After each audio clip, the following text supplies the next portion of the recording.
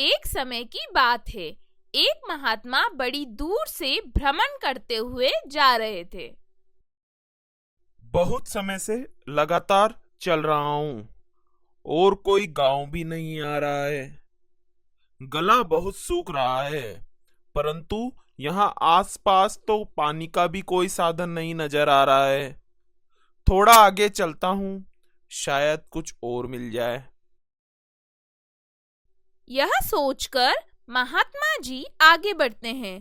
कुछ देर चलने के पश्चात उन्हें सामने से एक राहगीर आते हुए दिखता है। प्रणाम महात्मा जी। खुश रहो। महात्मा जी, आप बड़े परेशान दिखाई दे रहे हैं। कोई परेशानी हो तो मुझे बताएं, शायद मैं आपकी कुछ मदद कर सकूं। हाँ, मैं कई किलोमीटर से लगातार चल रहा हूँ, परंतु कोई गांव नहीं आ रहा। गर्मी के कारण मेरा गला सूख गया है और यहाँ मुझे आसपास पानी भी नहीं मिल रहा। महात्मा जी, यहाँ से गांव तो अभी 2 किलोमीटर की दूरी पर है और आप परेशान मत होइए। आप मेरे पात्र में से पानी पी लीजिए। इतना कहकर राहगीर महात्मा जी को पानी पिलाता है और पानी पीकर महात्मा जी खुश हो जाते हैं। धन्यवाद राहगीर, तुमने अनजान होकर भी हमारी मदद की। तुम कौन हो? महात्मा जी, मैं एक छोटा सा नमक का व्यापारी हूँ। मेरी पत्नी दिन भर घट्टी पर नमक पीसती है और मैं उसे गांव-गांव बेचता हूँ। हम तुम्हारी सेवा से बहुत प्रसन्न हुए। मांगो, जो तुम चाहो मुझसे मांग सकते हो। महाराज, मेरे पास सब कुछ है। मैं तो बस यही चाहता हूँ कि मेरे व्यापार में तरक्की हो जाए। इतना सुनते ही महात्मा जी ने कुछ मंत्र पढ़े और एक चक्की वहां प्रकट हो गई। महात्मा जी, ये क्या है? यह एक चमत्कारी चक्की है। इसे चलाने के लिए किसी व्यक्ति की आवश्यकता नहीं। तुम्हें सिर्फ एक मंत्र बोलना है। चल शुरू हो जा और यह चक्की अपना नमक बनाना प्रारंभ कर देगी। अच्छा महाराज, इससे तो मेरे व्यापार में बहुत मदद हो जाएगी।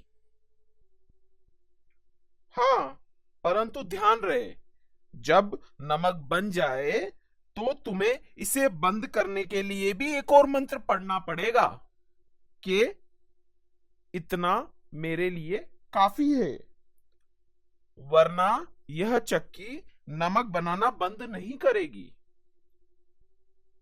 जैसी आपकी आज्ञा महात्मा जी। इतना कहकर राहगीर खुशी-खुशी चक्की लेकर अपने घर आ गया। आ गए आप? ये क्या है? ये नमक बनाने वाली चक्की है। अरे, हमारे पास पहले से एक चक्की है, आप दूसरी क्यों ले आए? अरे, ये कोई साधारण चक्की नहीं है। इससे कुछ ही समय में जितना चाहो उतना नमक बना सकते हो। इतना कहकर राहगीर ने महात्मा वाली सारी बात अपनी पत्नी को बता दी। ठीक है, आइए अब आप आराम कर लीजिए। चक्की से नमक हम बाद में बना लेंगे। अगले दिन राहगीर के घर गांव का एक बहुत बड़ा व्यापारी आया। कैसे हो सत्यराम? ठीक हूँ सेठ जी, आपकी कृपा है। आपके दिए गए नमक के ऑर्डर से मेरा घर का खर्चा निकल जाता है।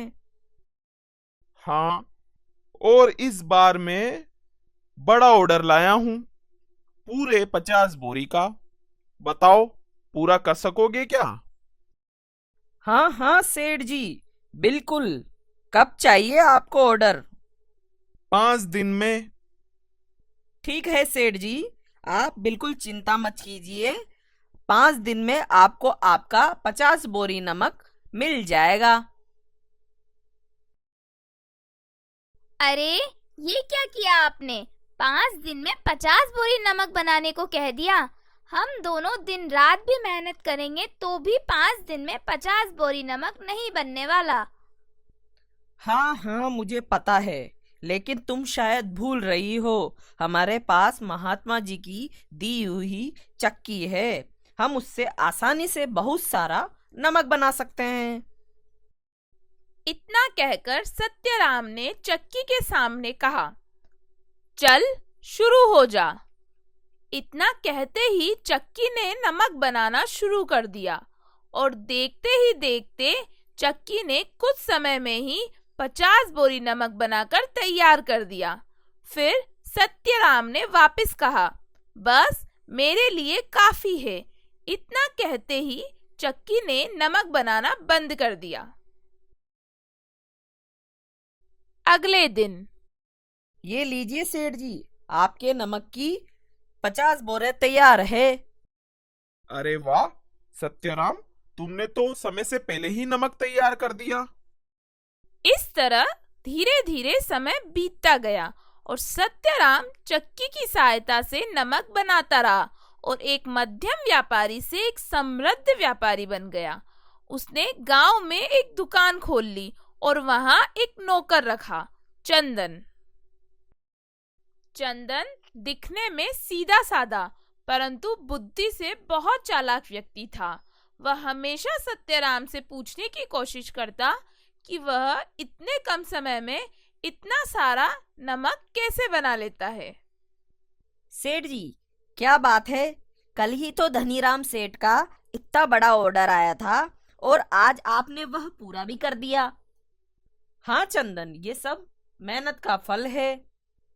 हाँ, परंतु सेठानी जी ने अकेले ही इतना सारा नमक बना दिया। सेठ जी ने चंदन को टालते हुए बोला, अरे तू कितनी बातें करता है, जा वो शर्मा जी के यहाँ जाकर 2 किलो नमक दे आ।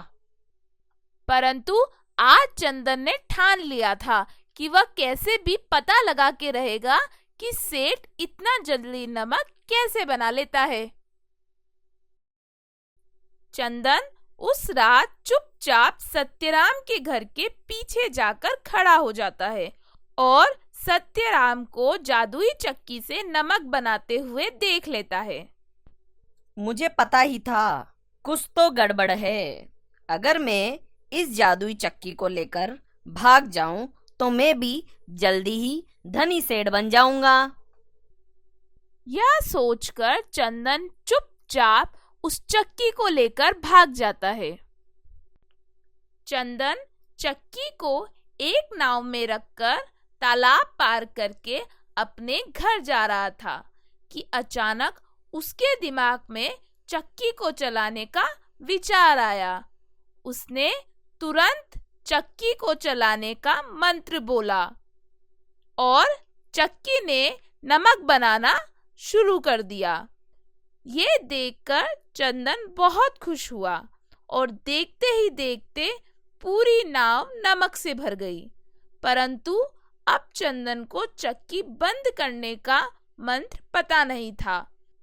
कुछ ही समय बाद नाव नमक से भर गई और डूबने लगी और चंदन भी नाव के साथ डूब गया।